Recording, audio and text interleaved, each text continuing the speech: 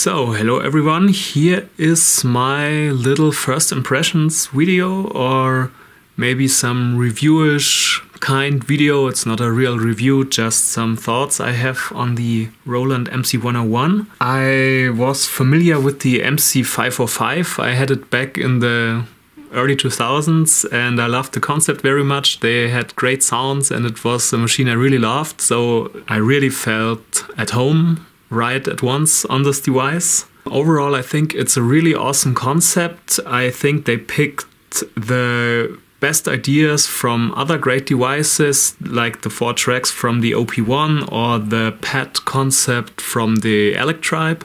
I really love that it's portable. You can use it with batteries, you can take it anywhere, you can sit on your couch or in your bed and make beats or develop ideas. It has sampling built in.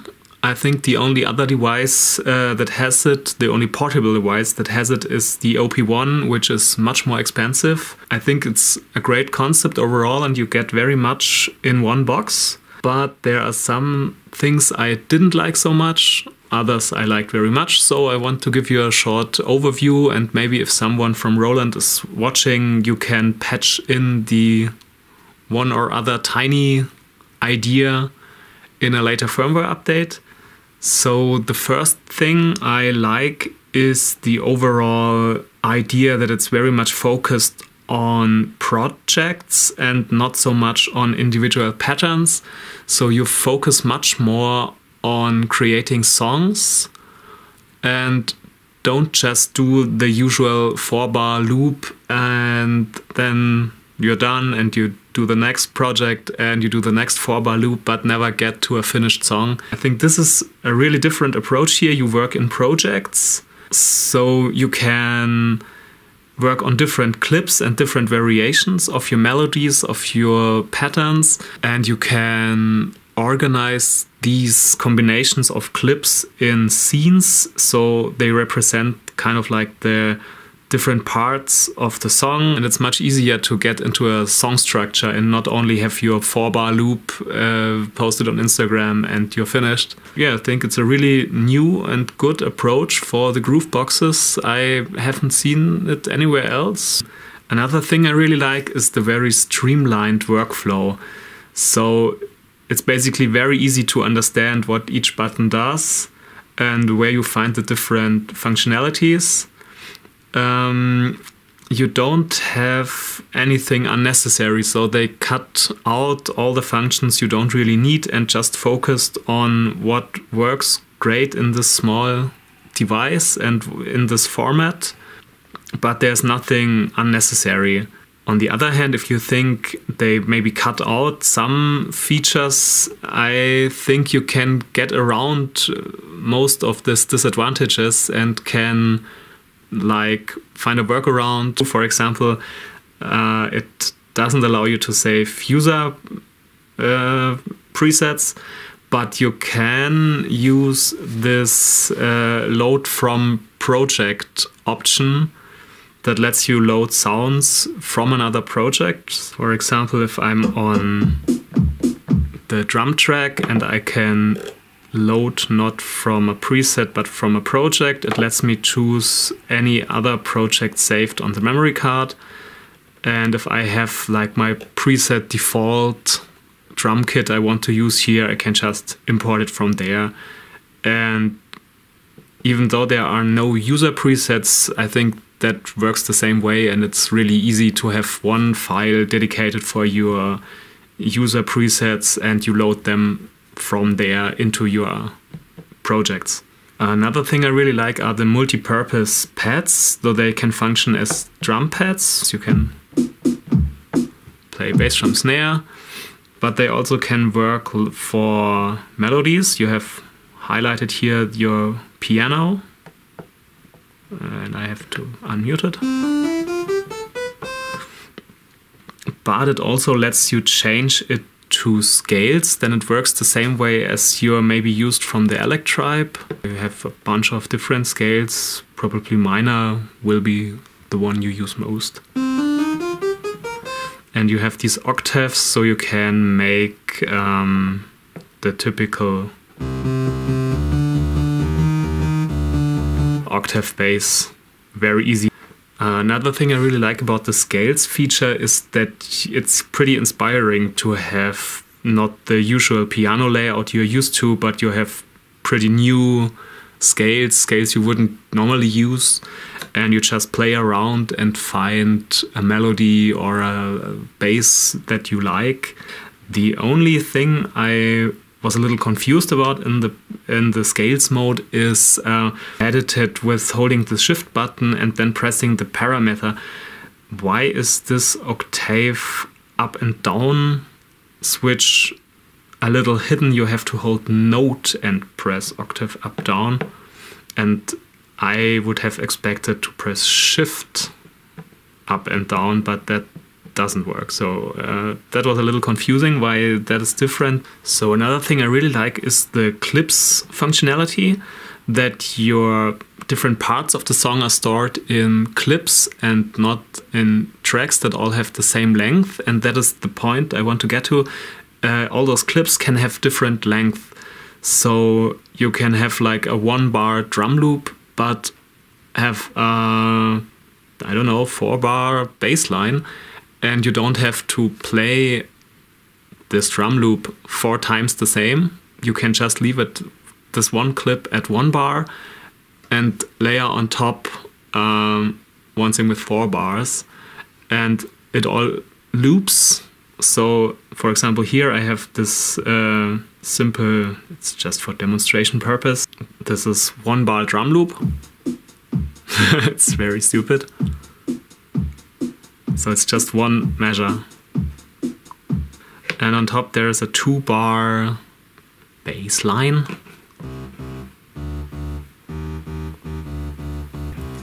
And they blend together.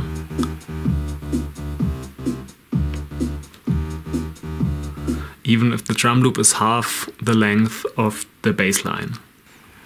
And then there are a lot of things I thought would be a bigger problem, or other reviews said those things are not as good, but I didn't think they were a problem. For example, the first thing, the menus I think are very well structured.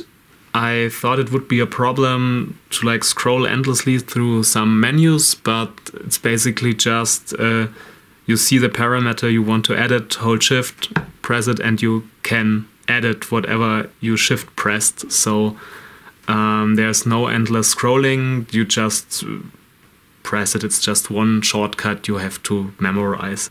Another thing is, are 4 tracks really enough? But I think yes, they are. For example, you can have your drum part, your bass line, your pads and your lead keys. And if you have other sequencers like the OP1, you are also limited to 4 tracks.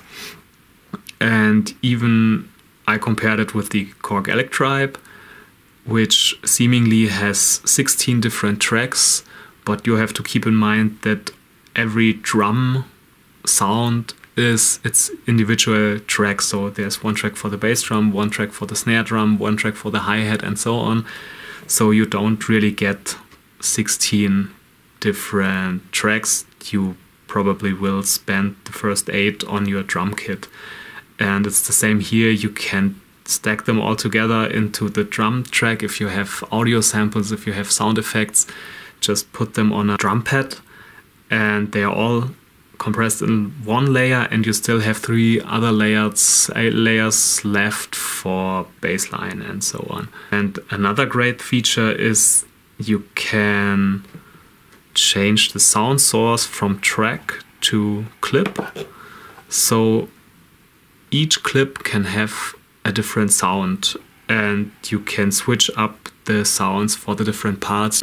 I think that really opens up lots of possibilities and you're not really limited to those 4 tracks. The point you really often hear in other reviews is that editing the synth sounds is really limited, and of course that's true. It kind of reminds me more of a Rompler, like the 505, which had those sound sample presets and you could just tweak like the cutoff or the resonance and maybe attack decay a little bit, but you were basically limited to what you had in this machine. And it's the same approach here. You are, even if it's not a Rompler, it's not sampled audio clips, you're basically limited to the presets you have. And you can't really dive into the synth engine and manipulate the individual parts in detail. You also have your basic possibilities in editing, like cut off, attack decay, resonance, and so on. But that's pretty much it. But I don't really see it as a disadvantage, because editing those complex sounds is really only fun if you have an interface that lets you control all the parameters. Like if you have Minimoog and you can tweak all the knobs, but if you would have to scroll through the different menus and find all the parameters, it just wouldn't be fun to use. For example, I have the Mini Nova by Innovation, and it's exactly that problem. You have a very deep synth engine with very much you can change and manipulate, but you only have this tiny display and you have to scroll endlessly through any menus. So I think it's really not a disadvantage. They decided to make it in this way. Now, for the things I don't like, the first thing is the position of the headphone jack. It's usually placed on the lower side of the device here, and thinking that the device is meant to be for portal use, so you sit on your couch and play around with it, you sit in your bed and play around with it. It really doesn't make sense to put the headphone jack here, because you will always bend the cable if you place it on your lap, and it rests like on your tummy, and you always push on this cable and it will break someday. So I use this adapter, but it's really not the perfect solution, because you always have to crank up the volume to maximum, and it's still not the loudest output you get, but it's much better. One other big disadvantage is that there's absolutely no arpeggiator in this thing. And I know that the 505 had a really, really awesome arpeggiator with tons of presets and patterns and stuff. And I still use the MC505 for just that reason, because I want to use this powerful arpeggiator. So if it's a thing in this line of products, why didn't they include it here? Especially if you just want to jam around, play around, and get some ideas. I think the arpeggiator is a very powerful device.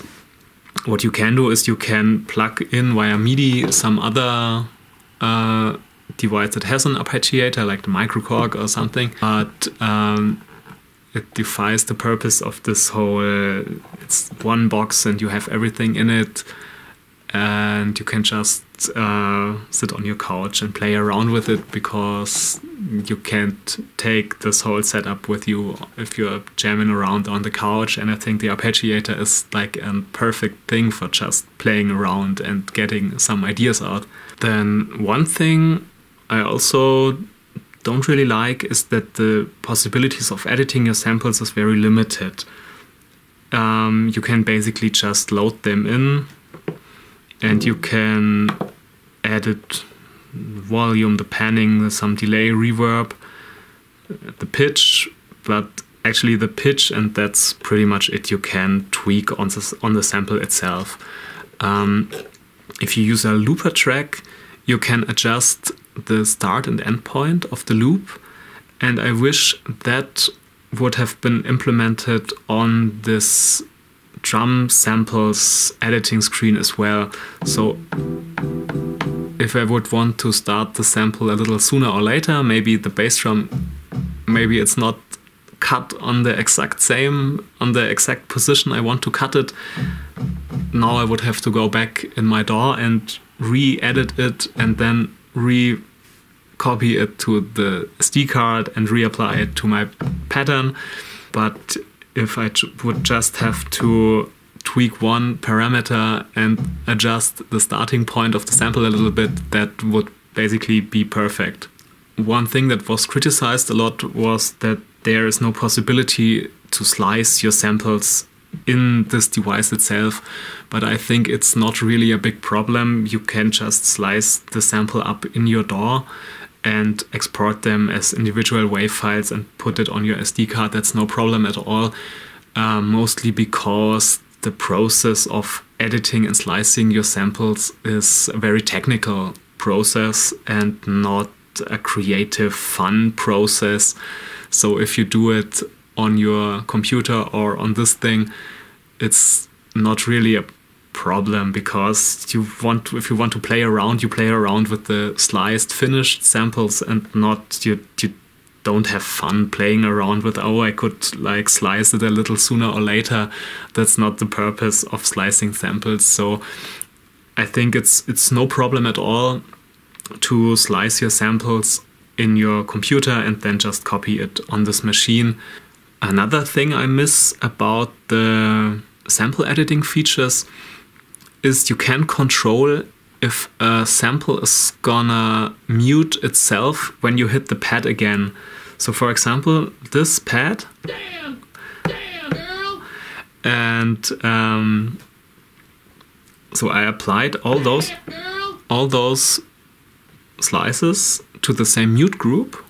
So when I play another pad, it cuts off the first, but when I hit one pad 2 times, it doesn't cut itself off. So it creates more of an echoing effect.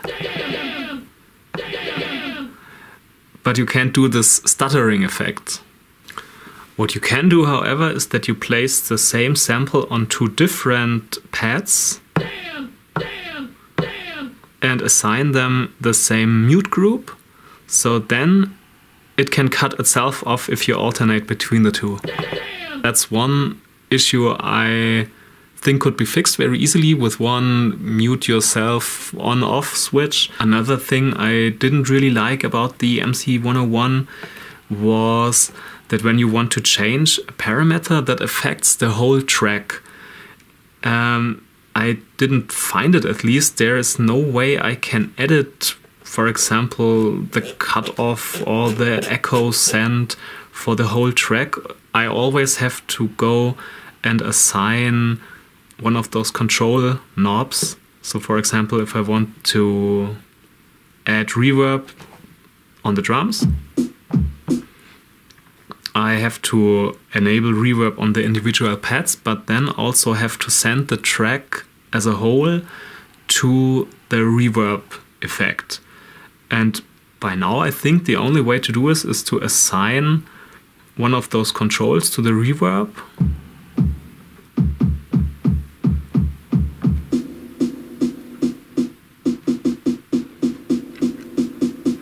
And for now I haven't figured out if there's a way, a menu, how I can change the sound settings for a whole track, but without having to assign them to those controls. One other thing I find a little complicated is the organization of the patches. So there are a ton of synthesizer sounds in there, and you can of course access them, and you have some sort of organization in those categories, which organizes them by if they are bass, if they are lead, if they are pads, whatever.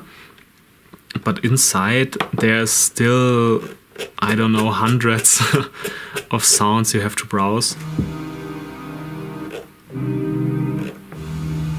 It comes down to scrolling and scrolling and scrolling, and it's more like digging for the perfect sound and not so much focusing on playing music.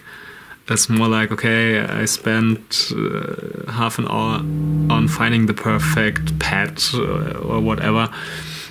And I think that could be maybe organized a little better. Maybe you could somehow assign favorites. I don't know, if like a star indicates that is marked as favorite, and you have one category here that only displays the sounds you have marked as favorites. So you can always quickly get to your favorite basses and pads and leads and whatever. and don't have to scroll like, what was my favorite saxophone sound, and you have to listen to all the saxophone sounds until you finally find, that one was the perfect saxophone sound. One more thing is that when you switch on the device, it automatically loads the last project you worked on. I kind of never use it that much. I more like to start from scratch and create something new. So I really don't think it's necessary to automatically load your last project in there. I think it would be much better if you just have a blank project or could save your own startup preset project you want to load every time, but don't necessarily open the last thing you saved when you power up the device again. And one last huge thing I didn't like that much are actually the sounds that are in there. So take the drum sounds, for example. They all really sound like 90s Eurodance music or old school drum machines. But if you want to create something newer and modern, you basically have to load in your own samples. The sounds that come with the device are really retro. They all sound kind of electronic. They all have this like standard electronic bass drum, and the snare also always kind of sounds the same. Also, I really don't see the purpose in those different kits, because most things that change are drum and bass, and the rest basically more or less stays the same. And sometimes I really don't know if the names really represent what the sounds are that good. For example, the drum and bass kit, of course, those are those typical Allman Brother break sounds, but from there none of that sounds like drum and bass at all. So it's just, okay, those two are drum and bass, and the rest is just, I don't know, the typical you find on any entertainer keyboard sounds. You can't do it with those. And the same basically applies to the lead sounds or thin sounds overall. Of course, all of the sounds are fantastic and they sound really great. They have mostly very cool stereo spectrum, and of course they are very clean, they have a lot of power in the bass. It's awesome sounding presets. They are all very retro sounding, and of course there are a lot of recreations of iconic old synthesizer sounds, and I like it very much. But on the other hand, it all really sounds kind of like, okay, 90s dance, 2000 dance music. There are very few modern sounding sounds on there, like, I don't know, I've found one or two dubstep basses, but that's basically it for dubstep. It's more 80s, I don't know, it sounds like 80s to me. So in the end, it's a really cool concept and I really like the idea behind it, but there are also some minor and some a bit major issues I have with this device, and I'd love if someone from Roland is watching and maybe they could fix some of the tinier things, like the sample start and end editing points for drum samples, drum pads. And in the end, it's a very fun device. I like it very much, but I don't know. I find this scrolling through lots of patches a little distracting, and the sounds I didn't find that inspiring at all. I found myself more like, okay, it sounds like 80s, huh? Okay, it sounds like 80s. I don't know. And you're just skipping and don't really find something that's like, oh cool, I want to play around with that sound, that's really cool. And I think this is kind of the disadvantage of this whole machine. Just wanted to get my ideas and thoughts out and hope some of you found it interesting. And even better if someone from Roland is maybe watching this and thinks about some of the points I made. And thanks for watching, and hope you have fun with your MC101. Bye bye.